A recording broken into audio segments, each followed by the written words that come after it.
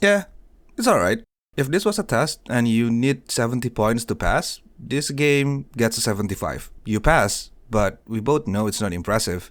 And I really liked this game at first, but halfway through the second act, it just started feeling really boring and predictable. And now, to be fair, if this is your first JRPG, you're probably going to have a great time. So basically, you're the best friend of a prince who gets cursed into a coma. And the king was killed, and the kingdom falls into political chaos. Now there's a royal tournament for the throne, and you enter it in the prince's name while trying to break the curse. Cool premise, great setup. And the game does looks beautiful. And to be honest, the art direction is mwah, chef's kiss. But gameplay wise, it just plays things way too safe. It doesn't feel like it has its own identity because it borrows heavily from the Persona formula. So, calendar system, social links, social stats. Even the archetype system feels like Personas but with a different name. And it works. But it doesn't evolve anything. It doesn't push anything further, and it really just feels like you're playing a Persona game but with a different skin. And the few great ideas that it introduces, they don't really fully commit to any of them. And that's kind of the theme of this whole game. It's good, but it just never goes far enough. So let's start with the positives. The art direction, the world building, insane. The lore is rich, and the fantasy setting feels grounded. The themes of class, power, and politics give this whole game this melancholic tone that hits really hard. Traveling across the world and seeing the landmarks was beautiful, and the story behind those are often pretty deep, and it just feels incredible in general. One mechanic I really like was the travel time system. So instead of just teleporting everywhere, you actually have to plan your journey, thinking about your supplies, thinking about how long it is to get to your destination, how long it is to get back, and it really makes this world or this journey feels very real. But then halfway through the game, they give you teleportation anyway. And by endgame, travel time barely matters at all. So it's a really cool system that becomes meaningless halfway through the game. Combat is also another strong point. It mixes overworld action with turn-based squad battles. In the overworld, you actually have to fight your enemies properly. You have to dodge their attacks, land multiple hits, and really build your momentum.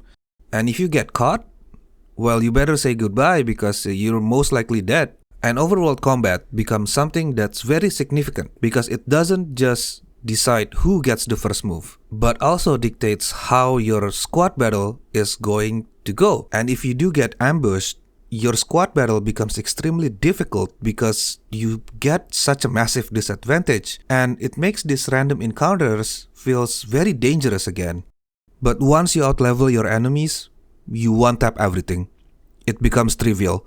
And I wish they pushed this further, for example with giving us the option to fully defeat enemies in the overworld no matter the level. Now here's where things fall apart. The archetype and party system feels unfinished.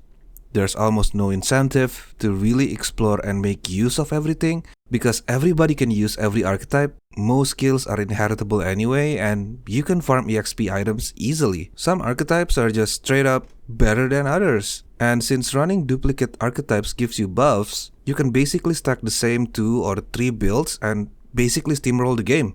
The system gives you options, but it doesn't reward you for using them. And then the pacing and the structure, which is rough. The best part of this game is exploring and fighting in the dungeon, but every 8 to 10 hours, you get hit with 2 to 3 hours of cutscenes and lore dumping that you just kinda have to sit through, and the structure becomes predictable. You go to a new town, cutscenes, side quests, main quests, social link, repeat. There aren't enough side activities or quality of life distractions to really break that loop, so it starts feeling repetitive. And the silent protagonist, that doesn't really work here.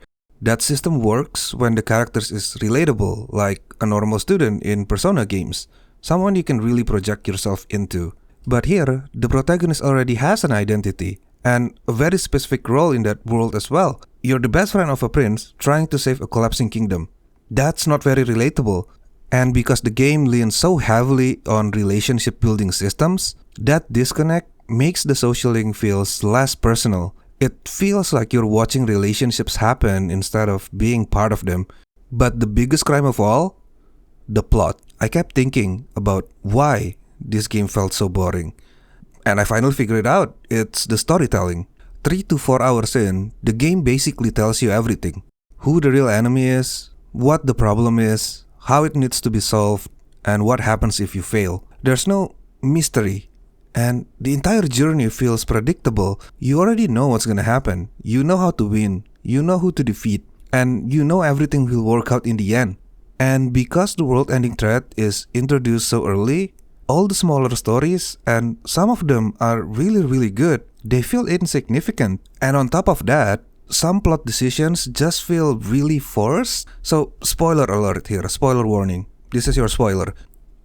There's a major plan in the third act, and the enemy knows about it. They have a vague idea of what's coming. But instead of shutting it down or securing themselves properly, they literally put themselves in danger and rely on luck. This is supposed to be one of the smartest characters in the game, yet they make a decision that falls apart when you stop for 5 seconds and think about it, like, what the fuck? So yeah, the game is okay. It borrows a lot of proven systems and doesn't meaningfully improve them, and the new idea it introduces, it doesn't really fully commit to them. It passes, barely, and really that's the most disappointing part. There's nothing offensively bad here, but there's really nothing bold either.